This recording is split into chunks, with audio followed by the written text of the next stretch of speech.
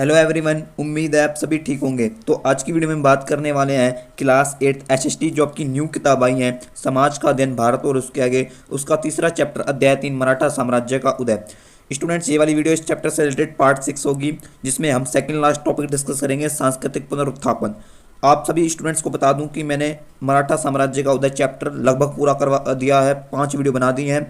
जिन बच्चों ने नहीं देखी प्लीज़ जाकर देख लेना, उसमें मैंने आधे से ज़्यादा चैप्टर करवा दिया है। आज हम इस चैप्टर से रिलेटेड पार्ट 6 करने वाले हैं, जिसमें हमारा सेकंड लास्ट टॉपिक है सांस्कृतिक पुनरुत्थापन। इसके बाद पार्ट 7 लास्ट वीडियो आएगी, जिसमें हमारा चैप्टर पूरा समाप्त हो जाएगा। ठीक है, उसमें एक दो टॉपिक है वो करवा दूंगा, यानी कुल मिला के जो अगली वीडियो आएगी पार्ट 7, इस चैप्टर को हम समाप्त कर देंगे। ठीक है, जिन बच्चों ने पहले की वीडियो नहीं देखी है प्लीज़ उन्हें जाकर देख लेना, फिर आपको ये चैप्टर और समझ आएगा। तो चलिए वीडियो को स्टार्ट करते हैं। अगर आपको वीडियो अच्छी लगे तो अपने फ्रेंड यानी आपके दोस्तों के साथ ये वीडियो शेयर कर देना, ताकि वो भी अच्छे मार्क्स प्राप्त कर सकें। तो चलिए वीडियो को स्टार्ट करते हैं। तो स्टूडेंट्स, हमारा आखिरी टॉपिक ये रहा सांस्कृतिक पुनरुत्थापन। ठीक है, सेकंड लास्ट टाइम। इसके बाद एक टॉपिक ये वाला बच जाएगा, जिसका नाम है तंजावुर, और उम्मीद है मैं सही प्रोनाउंसिएशन कर रहा हूँ, थोड़ा हिंदी के शब्द। ठीक है, एक ये बच जाएगा मराठा विरासत। ये दो टॉपिक बच जाएंगे, छोटे छोटे टॉपिक हैं, इनको मैं एक ही वीडियो में करवा दूंगा। ठीक है, तो चलिए हमारे आज की वीडियो के टॉपिक यानी सांस्कृतिक पुनरुत्थापन को डिस्कस करते हैं। ये भी थोड़ा छोटा है, करवा दूंगा। ठीक है, अब हम इसमें पढ़ेंगे कि मराठा साम्राज्य का सांस्कृतिक का पुनरुत्थापन कैसे हुआ, फिर संस्कृति कैसे पनपी। देखिए, मराठाओं ने भारत के सांस्कृतिक विकास में एक महत्वपूर्ण योगदान दिया। शिवाजी का स्वराज्य दृष्टिकोण उनकी मोहरों में स्पष्ट प्रकट होता है, यानी मराठाओं ने भारत की संस्कृति, भारत के ट्रेडिशन के विकास को, भारत की ट्रेडिशन को डेवलप करने में उन्होंने बहुत महत्वपूर्ण, एक जिसे नहीं कहते अविभाज्य अंग, वो वाला चीज़ किया मराठाओं ने भारत की संस्कृति में। शिवाजी का स्वराज्य दृष्टिकोण उनकी मोहर में स्पष्ट प्रकट होता है, यानी छत्रपति शिवाजी महाराज जी का बचपन से ही यह सपना था कि उनका एक स्वराज्य, अपना राज्य हो। ठीक है, ये वाली बात उनके मोहर, उम्मीद है आपको मोहर पता होगा, एक बार मैं फिर बता दूं मोहर क्या होता है। मोहर एक ठप्पा टाइप सा होता है। देखिए, ये एक प्रकार की मोहर है, यह शिवाजी की मोहर। वो उस समय क्या हुआ करते थे, मोहरें हुआ करती थी पहले के इतिहास में ना, मोहरें हुआ करती थी, यानी किसी पत्थर पर, किसी धातु पर मतलब ठप्पा मार दिया जाता था, खुदवा दिया जाता था। ठीक है, उसे तो अभिलेख कहते हैं। और मोहर होती है एक प्रकार का ठप्पा होता है, जैसे आज ठप्पे नहीं होते कई प्रकार के, उस समय उसे मोहर कहा जाता था। ठीक है, इसमें एक सांस्कृतिक अभिलेख अंकित था, यानी इस मोहर में एक अभिलेख था। अभिलेख आपको पता होगा, अभिलेख मैं बता दूं क्या होता है। देखिए, यदि किसी पत्थर, किसी धातु, किसी चट्टान पर खुदा कर, यानी मतलब खुरच कर लिखा हुआ लेख को अभिलेख कहते हैं। पहले के समय में पेज वगैरह यानी कॉपी वगैरह नहीं हुआ करती थी, उस समय चट्टानों पर, पत्थरों पर और आपके धातुओं पर, इन पर खोद के लिखा जाता था, खुरच कर लिखा जाता था। ठीक है, तो उसे अभिलेख कहते हैं। यानी एक इसमें एक संस्कृत अभिलेख अंकित था, यानी एक मोहर में ना एक संस्कृत अभिलेख था। ठीक है, एक संस्कृत अभिलेख था संस्कृत भाषा में, जो प्रचलित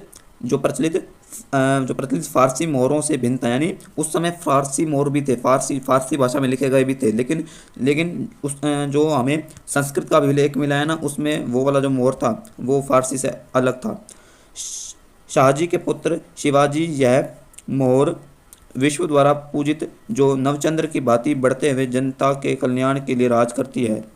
यानी छत्रपति शिवाजी महाराज जी की यह मोहर अर्थात अधिकार विश्व पर पूजित है, यानी यह मोहर विश्व पर पूजित है, यानी विश्व के लिए है, विश्व पर अधिकार के लिए है, जो नवचंद्र की भांति बढ़ते हुए जनता के कल्याण के लिए राज करते हैं। ये वाली मोहर जनता के कल्याण पर राज करते हैं, यानी जनता के कल्याण के लिए ये वाली मोहर खुदवाई गई थी, यानी उन पर अधिकार के लिए। ठीक है, शिवाजी ने मराठी भाषा के प्रचार प्रसार के उद्देश्य से राज्य व्यवहार कोश नामक एक ग्रंथ भी लिखवाया। यानी छत्रपति शिवाजी महाराज ने मराठी भाषा है ना, उसके प्रचार के लिए, प्रसार के उद्देश्य से लिए एक राज्य व्यवहार कोश, ठीक है, यह ग्रंथ है, इसका नाम याद कर लेना, राज्य व्यवहार कोश का निर्माण करवाया।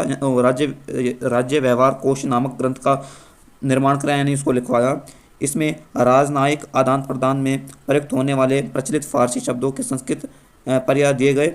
यानी इस ग्रंथ में जो राजनयिक आदान प्रदान, यानी जो राज्य के लेन देन में जो चीज़ें दस्तावेज हुआ करती थी, यानी उस समय लेन देन हुआ करता था ना, ठीक है, उसमें प्रयुक्त होने वाले फारसी शब्दों के संस्कृत पर्यायवाची थे। यानी इस ग्रंथ में जो फारसी भाषा के कुछ शब्द थे ना, उनका संस्कृत में पर्यायवाची था। ठीक है, परिणाम स्वरूप मराठा कूटनीति में विदेशी शब्दों का प्रयोग बहुत कम हो गया। यानी जब मराठा थे तो उनकी कूटनीति में ना विदेशी शब्दों का प्रयोग कम था, उस समय संस्कृत व मराठी भाषा का इस्तेमाल हुआ था। ठीक है, विदेशी भाषा का कम इस्तेमाल। शिवाजी एक धर्मनिष्ठ हिंदू थे, यानी छत्रपति शिवाजी महाराज अपने धर्म के प्रति निष्ठित हिंदू थे, यानी अपने धर्म का पालन करने वाले थे, अपने धर्म के हर नियमों को मानते थे, और वह एक धर्मनिष्ठ हिंदू थे जो अपने धर्म का पालन करते हुए अन्य धर्मों का सामना करते थे, यानी उन्होंने अपने धर्म को बचाने के लिए अनेक धर्मों का सामना करना पड़ा। उनके भगवा ध्वज को सभी मराठाओं ने अपनाया, यानी भगवा ध्वज को सभी मराठाओं ने अपनाया। उन्होंने अपवित्र किए गए मंदिरों का पुनर्निर्माण किया, व संस्कृत एवं मराठी साहित्यिक संस्थाओं और पारंपरिक कलाओं को प्रोत्साहित किया। यानी उन्होंने जो मुगलों द्वारा मंदिरों को कुछ तोड़ा गया था उनका पुनर्निर्माण करवाया, जो अपवित्र किए गए थे उनको पवित्र किया, यानी उनका निर्माण किया। उन्होंने संस्कृत जो मराठी लिटरेचर था और जो धार्मिक संस्था थी और जो कला थी उसको प्रोत्साहित किया। संभवतः उन्होंने प्राचीन भारतीय संस्कृति और मूल्य के पुनरुत्थापन में अधिक योगदान दिया। यानी छत्रपति शिवाजी महाराज जी को ना प्राचीन यानी एशियंट भारत की संस्कृति, ट्रेडिशन और मूल्य को फिर से विकसित करने के लिए माना जाता है कि उनके योगदान से हुआ। उन्होंने लोगों को यह दिखाया कि शक्तिशाली राज्य और साम्राज्य को पराजित किया जा सकता है, यानी उन्होंने बताया कि शक्तिशाली राज्य व साम्राज्य को भी अगर किसी व्यक्ति में साहस हो तो वह हरा सकता है उसे। मराठा अपने साम्राज्य का निर्माण, विस्तार व प्रशासन कर सकते हैं, यानी उन्होंने मराठाओं को बताया कि वे बड़े बड़े राज्यों साम्राज्यों को हरा सकते हैं और मराठा साम्राज्य का निर्माण व विस्तार व प्रशासन कर सकते हैं। ठीक है, इसी के साथ हमारा ये टॉपिक थोड़ा सा रह रहा है। ठीक है, शिवाजी का आदर्श उनके उत्तराधिकारियों को निरंतर प्रेरणा देता है। उदाहरण के लिए नागपुर के भोसले स्थानीय संस्कृति और परंपरा के उत्साही समर्थक के रूप में उभरे, और पूरी जो उड़ीसा में है भगवान जगन्नाथ की पूजा जो मुगल शासन में प्राय बाधित रहती थी। यानी छत्रपति शिवाजी के महाराज जी के जो वचन थे, शुभ वचन थे, जो उनके आदर्श थे, उनके जो उत्तराधिकारी थे, जो उनके वंश के लोग थे, उनकी पीढ़ी के जो लोग थे, उन पर भी उनको मोटिवेटेड करते थे। उदाहरण के लिए जो नागपुर के जो भोसले स्थानीय संस्कृति और परंपरा के उत्साही समर्थक के रूप में उभरे, यानी नागपुर में भी जो भोसले स्थानीय संस्कृति थी और परंपरा थी उन्होंने फिर से उसका प्रचार प्रसार किया, उसको समर्थन मिला, और जो ये पूरी है जो उड़ीसा में वहाँ भगवान जगन्नाथ की पूजा को प्रोत्साहन मिला, अधिक विकसित हुई, जो मुगल समय में बंदित यानी बंद कर दी गई थी। मराठाओं के संरक्षण से पुनर्जीवित हुई, यानी मराठाओं के संरक्षण से ही उड़ीसा में जो पूरी भगवान जगन्नाथ की पूजा विकसित हुई।